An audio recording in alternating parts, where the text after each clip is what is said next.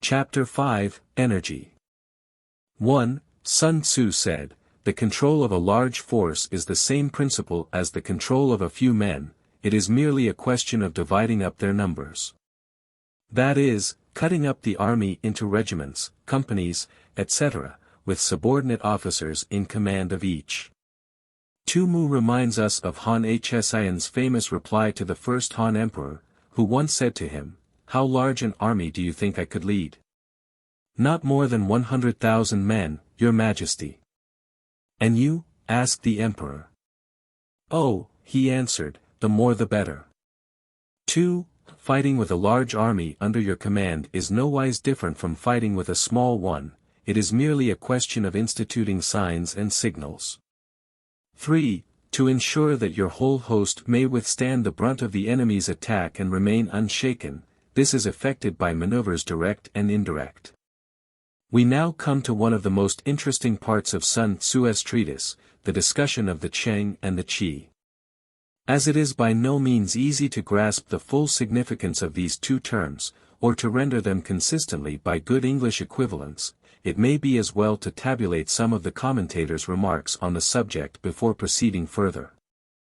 Li Chuan, facing the enemy is Cheng, making lateral diversion is Qi. Chia Lin, in presence of the enemy, your troops should be arrayed in normal fashion, but in order to secure victory abnormal maneuvers must be employed. Mei Yao Chen, Qi is active, Cheng is passive, passivity means waiting for an opportunity, activity brings the victory itself. Ho Shi, we must cause the enemy to regard our straightforward attack as one that is secretly designed, and vice versa, thus Cheng may also be Qi, and Qi may also be Cheng. He instances the famous exploit of Han Hsian, who when marching ostensibly against Lin Qin, now Chaoai in Shenxi, suddenly threw a large force across the Yellow River in wooden tubs, utterly disconcerting his opponent. Ch Yen Han Shu, ch 3. Here, we are told, the march on Lin Qin was Cheng, and the surprise maneuver was Qi. Chang Yu gives the following summary of opinions on the words. Military writers do not agree with regard to the meaning of Qi and Cheng. Wei Liao Tzu, 4th century BC, says, direct warfare favors frontal attacks, indirect warfare attacks from the rear. Tsao Kung says, going straight out to join battle is a direct operation, appearing on the enemy's rear is an indirect maneuver. Li Weikung, 6th and 7th century AD, says, in war, to march straight ahead is Cheng, turning movements, on the other hand, are Qi. These writers simply regard Cheng as Cheng, and Qi as Qi, they do not note that the two are mutually interchangeable and run into each other like the two sides of a circle, see Infra, section 11. A comment on the Tang Emperor Tai Tsung goes to the root of the matter, a Qi maneuver may be Cheng, if we make the enemy look upon it as Cheng, then our real attack will be Qi, and vice versa. The whole secret lies in confusing the enemy, so that he cannot fathom our real intent. To put it perhaps a little more clearly, any attack or other operation is Cheng, on which the enemy has had his attention fixed, whereas that is Qi, which takes him by surprise or comes from an unexpected quarter. If the enemy perceives a movement which is meant to be Qi, it immediately becomes Cheng. 4. That the impact of your army may be like a grindstone dashed against an egg, this is effected by the science of weak points and strong. 5. In all fighting, the direct method may be used for joining battle, but indirect methods will be needed in order to secure victory. Chang Yu says, steadily develop indirect tactics, either by pounding the enemy's flanks or falling on his rear. A brilliant example of indirect tactics, which decided the fortunes of a campaign was Lord Robert's night march round the Pei-War Kotal in the Second Afghan War. 1. 6. Indirect tactics, efficiently applied, are inexhaustible as heaven and earth, unending as the flow of rivers and streams, like the sun and moon, they end but to begin anew, like the four seasons, they pass away but to return once more. Tu Yu and Chang Yu understand this of the permutations of Qi and Cheng. But at present Sun Tzu is not speaking of Cheng at all, unless, indeed, we suppose with Cheng Yushin that a clause relating to it has fallen out of the text. Of course, as has already been pointed out, the two are so inextricably interwoven in all military operations, that they cannot really be considered apart. Here we simply have an expression, in figurative language, of the almost infinite resource of a great leader. 7. There are not more than 5 musical notes, yet the combinations of these 5 give rise to more melodies than can ever be heard. 8. There are not more than 5 primary colors, blue, yellow, red, white, and black, yet in combination they produce more hues than can ever be seen. 9. There are not more than 5 cardinal tastes, sour, acrid, salt, sweet, bitter, yet combinations of them yield more flavors than can ever be tasted. 10. In battle, there are not more than 2 methods of attack, the direct and the indirect, yet these two in combination give rise to an endless series of maneuvers. 11. The direct and the indirect lead on to each other in turn. It is like moving in a circle, you never come to an end. Who can exhaust the possibilities of their combination? 12. The onset of troops is like the rush of a torrent which will even roll stones along in its course. 13. The quality of decision is like the well-timed swoop of a falcon which enables it to strike and destroy its victim. The Chinese here is tricky, and a certain key word in the context it is used defies the best efforts of the translator. Tu Mu defines this word as the measurement or estimation of distance. But this meaning does not quite fit the illustrative simile in 15. Applying this definition to the falcon, it seems to me to denote that instinct of self-restraint which keeps the bird from swooping on its quarry until the right moment, together with the power of judging when the right moment has arrived. The analogous quality in soldiers is the highly important one of being able to reserve their fire until the very instant at which it will be most effective.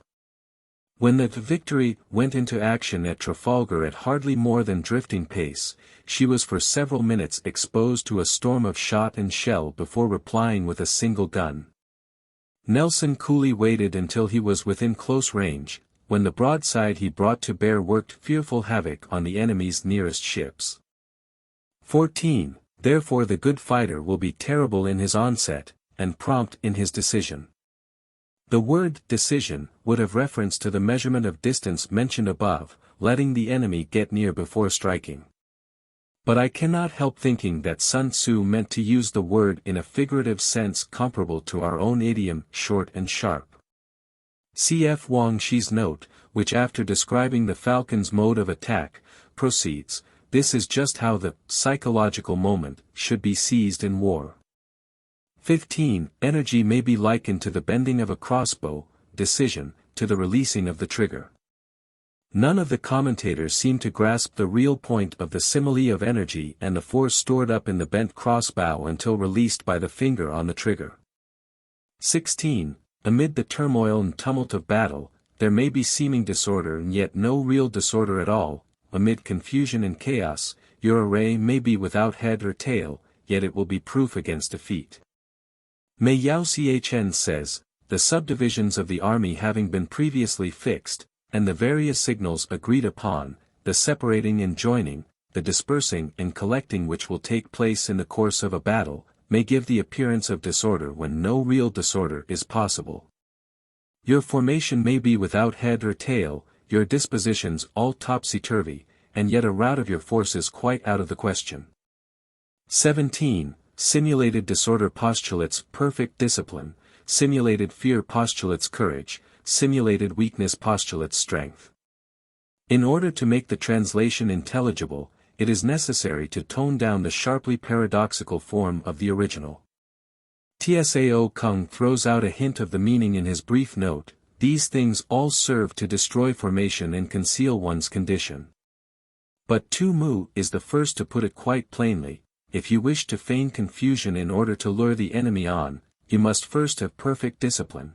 If you wish to display timidity in order to entrap the enemy, you must have extreme courage. If you wish to parade your weakness in order to make the enemy overconfident, you must have exceeding strength. 18. Hiding order beneath the cloak of disorder is simply a question of subdivision. See Supra, Section 1. Concealing courage under a show of timidity presupposes a fund of latent energy. The commentators strongly understand a certain Chinese word here differently than anywhere else in this chapter. Thus Tu Mu says, seeing that we are favorably circumstanced and yet make no move, the enemy will believe that we are really afraid. Masking strength with weakness is to be effected by tactical dispositions.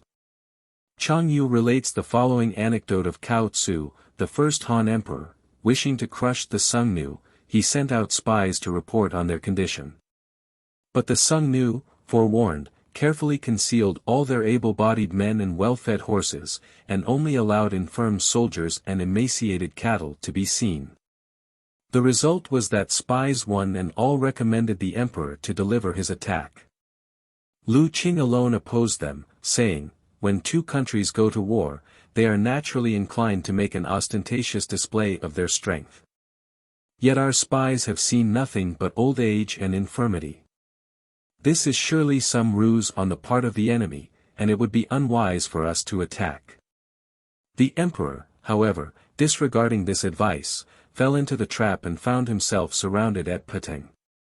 19. Thus one who is skillful at keeping the enemy on the move maintains deceitful appearances, according to which the enemy will act. Tsao Kung's note is, make a display of weakness and want. Tu Mu says, if our force happens to be superior to the enemy's, weakness may be simulated in order to lure him on, but if inferior, he must be led to believe that we are strong, in order that he may keep off. In fact, all the enemy's movements should be determined by the signs that we choose to give him. Note the following anecdote of Sun Pin, a descendant of Sun Wu. In 341 BC, the Qi state being at war with Wei, sent Tin Qi and Sun Pin against the general Pang Chuan, who happened to be a deadly personal enemy of the latter. Sun Pin said, the Qi state has a reputation for cowardice, and therefore our adversary despises us. Let us turn this circumstance to account. Accordingly, when the army had crossed the border into Wei territory, he gave orders to show 100,000 fires on the first night, 50,000 on the next, and the night after only 20,000. Pang Chuan pursued them hotly, saying to himself, I knew these men of Qi were cowards, their numbers have already fallen away by more than half. In his retreat, Sun Pin came to a narrow defile, which he calculated that his pursuers would reach after dark. Here he had a tree stripped of its bark, and inscribed upon it the words, under this tree shall Pang Chuan die. Then, as night began to fall, he placed a strong body of archers in ambush nearby, with orders to shoot directly if they saw a light. Later on, Pang Chuan arrived at the spot, and noticing the tree, struck a light in order to read what was written on it. His body was immediately riddled by a volley of arrows, and his whole army thrown into confusion. The above is Tu Mu's version of the story. The Shi Qi, less dramatically but probably with more historical truth, makes Pang Chuan cut his own throat with an exclamation of despair, after the rout of his army. He sacrifices something, that the enemy may snatch at it. 20. By holding out baits, he keeps him on the march, then with a body of picked men he lies in wait for him. With an emendation suggested by Li Qing, this then reads, he lies in wait with the main body of his troops. 21. The clever combatant looks to the effect of combined energy, and does not require too much from individuals. Tu Mu says, he first of all considers the power of his army in the bulk, afterwards he takes individual talent into account, and uses each man according to his capabilities. He does not demand perfection from the untalented. Hence his ability to pick out the right men and utilize combined energy. 22. When he utilizes combined energy, his fighting men become as it were like unto rolling logs or stones. For it is the nature of a log or stone to remain motionless on level ground, and to move when on a slope, if four-cornered, to come to a standstill, but if round-shaped, to go rolling down. Tso Kung calls this, the use of natural or inherent power. 23. Thus the energy developed by good fighting men is as the momentum of a round stone rolled down a mountain thousands of feet in height. So much on the subject of energy. The chief lesson of this chapter, in Tu Mu's opinion, is the paramount importance in war of rapid evolutions and sudden rushes. Great results, he adds, can thus be achieved with small forces.